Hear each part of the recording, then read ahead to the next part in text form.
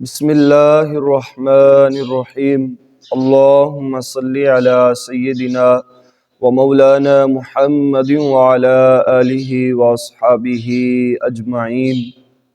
قال رسول اللہ صلی اللہ علیہ وسلم شعبان شہری و رمضان شہر اللہ۔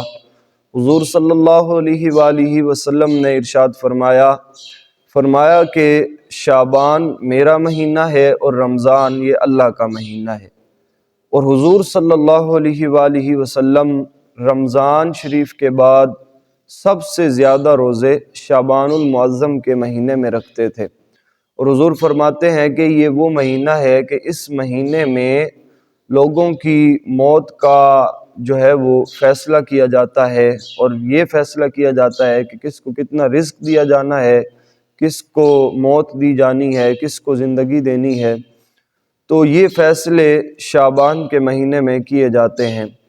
اور حضرت عائشہ رضی اللہ تعالی عنہا سے روایت ہے، آپ فرماتی ہیں حضور صلی اللہ علیہ وآلہ وسلم نے ارشاد فرمایا کہ اس رات اللہ تعالیٰ آسمان دنیا کی طرف نزول فرماتا ہے، اور قبیلہ بنو کلب کی بکریوں کی اور جو بھیڑیں ہیں ان کے جو بال ہیں ان کے برابر اللہ تعالیٰ لوگوں کے گناہوں کو معاف فرما دیتا ہے۔ یعنی اللہ تعالیٰ اس رات لوگوں پر اپنی رحمت کا نزول فرماتا ہے اور ان کی بخشش فرما دیتا ہے۔ عزیز دوستوں، شعبان کا مہینہ بڑی فضیلت والا مہینہ ہے، کیونکہ اس مہینے کے بعد رمضان المبارک کا مہینہ آتا ہے، تو رمضان المبارک کا مہینہ سب سے زیادہ عظمت اور فضیلت والا ہے، اور پھر شعبان کے مہینے کی بھی بہت زیادہ فضیلت ہے۔ اور شعبان کی 15ویں رات یہ بڑی فضیلت والی ہے۔ اس رات میں اللہ تعالیٰ آسمان دنیا کی طرف نزول فرماتا ہے اور لوگوں کی مغفرت فرما دیتا ہے، اور جو اس کی بارگاہ میں اپنی خواہش کا نیک جائز آرزو کا اظہار کرتا ہے تو اللہ تعالیٰ اس کی آرزو کو پورا فرما دیتا ہے۔ شب برات کے نوافل، ایک حدیث پاک میں حضرت حسن بصری رحمۃ اللہ تعالیٰ علیہ آپ فرماتے ہیں کہ مجھے 30 صحابہ کرام نے اس نماز کو ادا کرنے کی تلقین فرمائی کہ جو بندہ 100 رکعت نماز نفل ادا کرے تو فرمایا کہ اس کے لیے اللہ تعالیٰ مغفرت فرما دیتا ہے، اور جو اس کو جو ہے اس کی آرزوات ہیں، خواہشات ہیں، اللہ تعالیٰ ان کو پورا فرما دیتا ہے۔ اور 2 رکعت نماز نفل ایسے ادا کرنا کہ پہلی رکعت میں سورہ فاتحہ کے بعد آیت الکرسی پڑھی جائے اور پھر 15 دفعہ سورہ اخلاص شریف پڑھی جائے، اور اسی طرح پھر دوسری رکعت میں بھی، تو اللہ تعالیٰ اس بندے کی مغفرت بھی فرما دیتا ہے اور اس کی عمر میں برکت بھی فرما دیتا ہے۔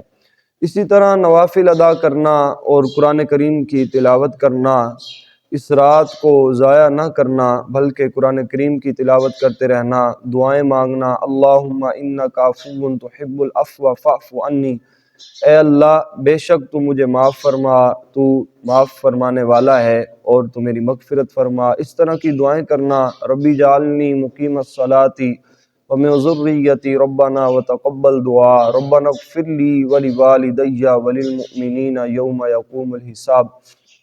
یعنی اپنے لیے بھی مغفرت طلب کرنا، اپنے والدین کے لیے، عزیز و اقارب، دوست، رشتہ دار، سب کے لیے اس رات میں، تمام امت حضور صلی اللہ علیہ وآلہ وسلم کے لیے دعائے مغفرت طلب کرنا، اللہ تعالیٰ کی بارگاہ میں مغفرت کے لیے، بخشش کے لیے جو ہے وہ ہاتھوں کو اٹھانا اور سجدہ ریز ہونا، آنسو بہانا۔ تو ایسے اعمال ہمیں اس رات میں کرنے چاہیے۔ بعض لوگ ایسے ہوتے ہیں کہ وہ باہر خرافات میں وقت گزار دیتے ہیں، اور اپنے بچوں کو بھی وہ نہیں سمجھاتے کہ مسجد کا رخ کریں۔ تو مسجد میں انسان آئے اس رات، یہاں پر وقت گزارے، صلاۃ التسبیح پڑھے۔ اور صلاۃ التسبیح پڑھنے کا طریقہ میں آپ دوستوں کو بتا دیتا ہوں کہ پہلی رکعت میں ثنا پڑھنی ہے، ثنا کے بعد پھر 15 دفعہ سبحان اللہ والحمد للہ ولا الہ الا اللہ واللہ اکبر، پھر سورۃ فاتحہ پڑھی جائے اور اس کے بعد پھر سورت ملائی جائے، اور سورت ملانے کے بعد پھر 10 مرتبہ یہی تسبیح پڑھنی ہے، سبحان اللہ والحمد للہ ولا الہ الا اللہ واللہ اکبر۔ پھر رکوع میں جانے کے بعد 3 دفعہ سبحان ربی العظیم یا جتنی دفعہ بھی رکوع کی تسبیح پڑھی جائے، اور پھر اس کے بعد پھر 10 دفعہ یہی تسبیح پڑھنی ہے، سبحان اللہ والحمد للہ ولا الہ الا اللہ واللہ اکبر۔